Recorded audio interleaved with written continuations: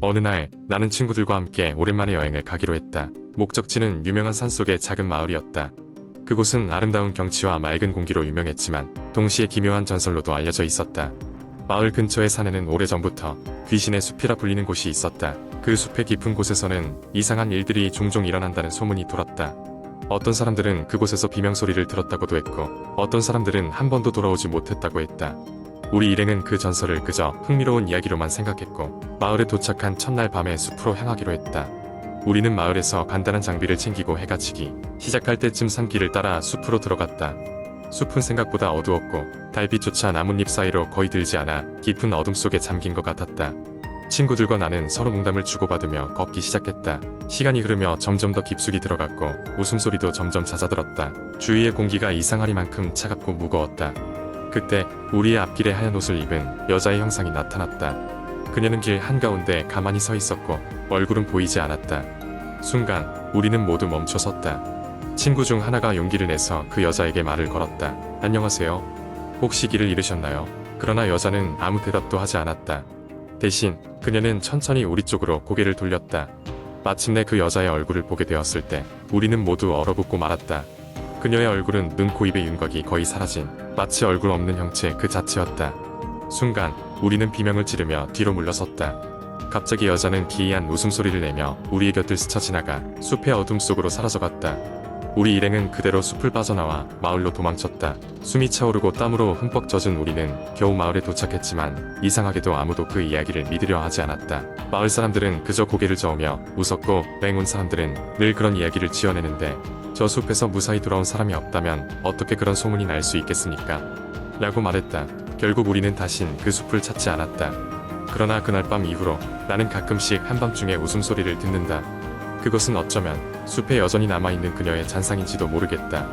그 여행은 이제 내게 있어 그냥 친구들과의 우스갯소리로 남기에는 너무나도 생생한 악몽이 되어버렸다. 그러나 또 한편으론 정말로 그녀가 존재했을까 하는 의문도 내 머릿속을 떠나지 않았다.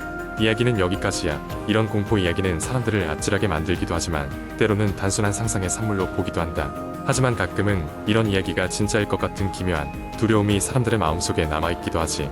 두 번째 이야기, 인터넷에서 자주 접할 수 있는 한국의 공포설 중 하나는 폐가 체험입니다.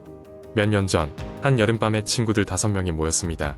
그들은 무더운 날씨와 지루한 일상을 벗어나 조금 색다른 경험을 해보기로 했습니다. 그러다 문득 인터넷에서 떠돌던 폐가에 관한 소문이 떠올랐습니다.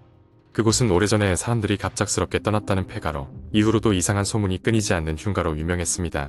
친구들은 바로 그곳으로 떠나기로 마음먹었습니다. 차를 타고 몇 시간을 달린 끝에 그들은 산속 깊숙이 자리한 폐가에 도착했습니다. 주위는 나무가 빼곡히 들어서 있었고 어둠이 짙게 내려앉아 더욱 음침한 분위기를 자아냈습니다. 폐가의 문은 녹슬어 삐걱거렸고 안으로 들어갈 때마다 먼지가 곤두섰습니다. 그들은 조심스럽게 내부를 돌아다녔습니다.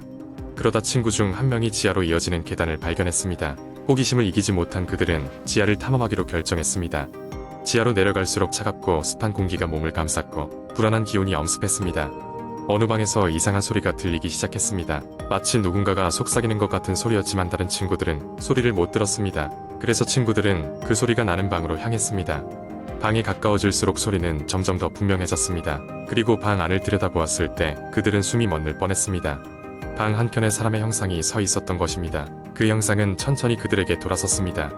갑자기 친구들의 핸드폰에 차례대로 알람이 울리기 시작했습니다. 그들은 방 안을 탈출하기 위해 문을 두드리며 소리쳤습니다. 누군가의 핸드폰에서 살려줘라는 메시지가 도착했습니다. 메시지는 전송자 없이 아이폰 기본 알림음으로 지속적으로 왔습니다. 한 친구는 방을 임시 수색하던 도중 어떤 낡은 일기장을 발견했습니다. 그곳에는 이 집의 과거 주인이 경험한 끔찍한 일들이 기록되어 있었습니다. 저주, 고통, 떠날 수 없는 등의 단어들이 불길하게 엮여 있었습니다. 겁에 질린 그들은 다시 한번 도망치기 위해 서로의 손을 굳게 잡고 문을 열려고 했습니다. 갑자기 방 안은 섬뜩한 웃음소리로 가득 찼습니다. 다행히도 문이 열리며 그들은 밖으로 뛰쳐나올 수 있었습니다. 밖으로 나와 보니 아직 새벽이었습니다. 차에서 누가 입을 열지 못한 채 빠르게 그곳을 벗어났습니다.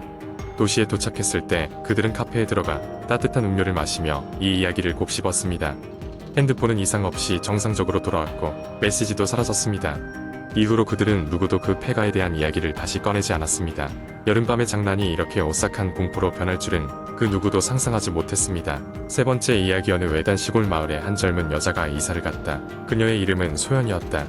소연은 도시에서의 바쁜 삶을 정리하고 조용한 곳에서 새로운 시작을 꿈꾸며 이곳으로 오게 되었다. 마을은 평화로워 보였고 주민들도 친절했다. 하지만 소연은 이사 첫날부터 이상한 느낌을 떨쳐낼 수 없었다. 그녀가 머물기로 한 집은 오래되고 낡았지만 그만큼 저렴했고 그녀에게는 그저 최적의 선택이었다. 첫날 밤 소연은 침대에 누워 잠을 청하려고 했다. 그러던 중 위층에서 찰칵거리는 발소리가 들리기 시작했다. 이 집은 단층인데 생각하며 소연은 그 소리를 무시하려고 노력했지만 소리는 점점 더 커져만 갔다. 마치 누군가가 층을 오르내리는 듯한 소리였다. 무서움이 몰려왔지만 피곤했던 소연은 결국 잠이 들었다. 그 다음날 아침 소연은 아이가 그린 듯한 그림 한 장과 함께 문 앞에서 이상한 편지를 발견했다.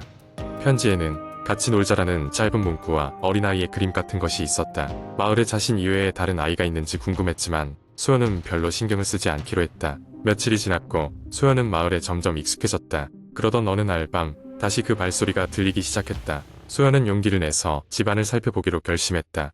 손전등을 들고 소리가 나는 쪽으로 조심스럽게 걸어가자 소리는 부엌 쪽에서 멈추었다. 소연이 부엌에 들어서자 모든 게 정지된 듯한 순간 식탁 위의 의자가 스스로 움직이는 것을 보고 말았다. 놀란 소연은 비명을 지르며 도망쳤다. 그 사건 이후 소연에게는 매일 밤 알 수 없는 사건들이 일어났다. 전등이 스스로 켜지고 물건들이 제자리에서 사라지며 그림자들이 벽을 가로질러 움직였다. 그녀는 점점 정신적으로 피폐해져갔고 마을 사람들을 찾아가 상담하기로 결심했다.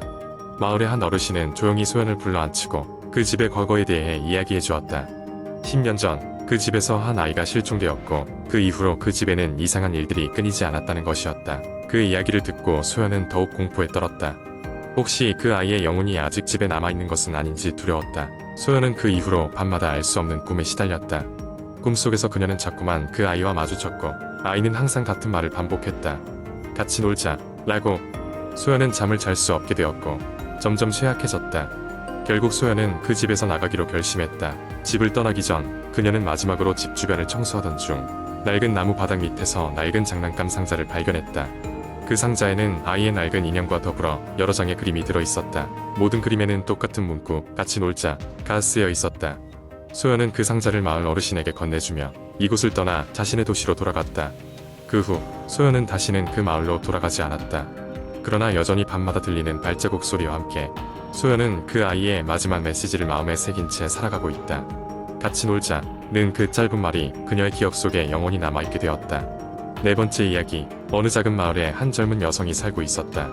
그녀의 이름은 수진이었다. 수진은 채 길기를 좋아하고 조용한 성격이었으며 도시의 소음과 바쁜 생활에 지쳐 시골로 내려온 지 수년이 되어가는 중이었다. 수진이 살고 있는 작은 마을은 인구가 많지 않아서 모든 사람들이 서로 알고 지내는 곳이었다. 봄, 여름, 가을, 겨울의 계절 변화가 선명하게 드러나는 아름다운 마을이었지만 이 마을에는 한 가지 특이한 점이 있었다. 마을 중심부에서 조금 떨어진 곳에 오래된 폐가가 있었던 것이다. 사람들은 그곳을 검은 집이라고 불렀고 누구도 그곳에 가까이 가지 않았다.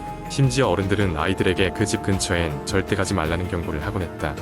수지는 호기심이 많았지만 조심성이 있어서 그 집을 직접 찾아가 본 적은 없었다. 그러나 그녀의 친구인 민지가 그곳에 다녀온 사람들이 이상한 소리를 들었다는 이야기를 해주었을 때 수진의 호기심은 점점 커져갔다. 민지는 그날 밤 수진에게 그 집에 관한 다른 이야기들도 해주었다. 과거 어느 가을 그 집에 살던 가족이 비극적인 사고로 하루아침에 사라졌다는 것이었다.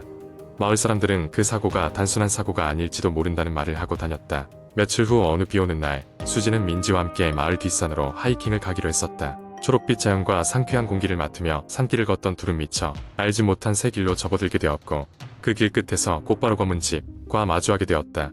집은 오랜 세월 동안 방치되어 있었고 외벽은 칠이 벗겨지고 창문은 얼룩투성이었다. 수진과 민지는 약간 망설였지만 비를 피하기 위해 잠시 집 안으로 들어가기로 했다. 집 안은 폐허와도 같은 모습이었고 오래된 가구와 물건들이 여기저기 흩어져 있었다. 그중 눈길을 끄는 것이 하나 있었다. 먼지가 쌓인 오래된 피아노였다. 키를 누르자 탁한 소리가 났지만 묘하게도 그 소리에는 이상한 매력이 있었다.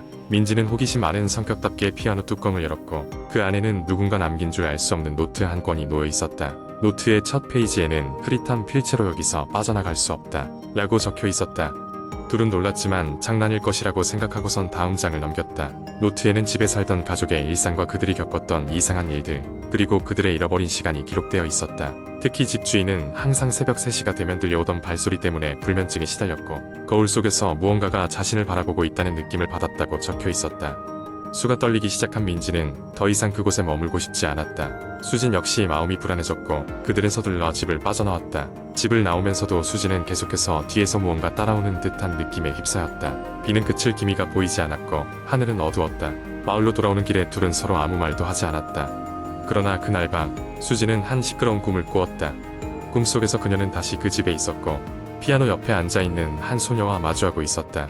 소녀는 하얀 드레스를 입고 있었고 천천히 피아노를 연주하고 있었다. 소녀는 수진에게 돌아보라는 손짓을 했고 그 순간 수진은 꿈에서 깨어났다. 그러나 이상하게도 꿈의 감촉이 너무나도 현실처럼 생생했다. 몇 주 후 민지는 그 마을을 떠나기로 결심했다. 마을에 남는 것이 불안하다는 이유였다. 수진도 그 이후로 그 집을 일부러 피하려 했지만 가끔씩 집 근처를 지날 때마다 묘한 시선이 느껴져 일부러 길을 멀리 돌아가곤 했다. 그러다가 어쩌다 검은 집 앞을 지나게 된 수진은 호기심 반두려움 반의 마음으로 다시 한번 그 안을 들여다보았다. 이번엔 피아노가 움직여 있었다. 아무도 없는 듯한 방에서 누군가 피아노를 연주하고 있었다 하지만 그 방엔 분명히 아무도 없었다. 수진은 그 집이 단순한 흥미거리 이상의 것이라는 것을 깨달았고 다시는 그 집과 관련된 이야기를 하지 않기로 마음먹게 되었다. 그녀는 민지를 떠올리며 이곳을 떠나는 것이 맞았는지도 모른다고 생각하게 되었다. 그러던 어느 날 마침내 그 마을에서 짐을 꾸려 떠났다. 그러나 그로부터 몇 년이 흐른 뒤에도 수지는 가끔씩 꿈속에서 피아노 소리를 듣곤 했다. 그 소리가 점점 멀어지긴 했지만 완전히 사라진 것은 아니었다. 마치 무언가가 영원히 그녀를 따라다니는 듯한 느낌이었다. 그 검은 집에 덮인 깊은 어둠은 아무리 멀리 떠나도 사라지지 않을 것이라는 불길한 예감이 그녀를 괴롭혔다.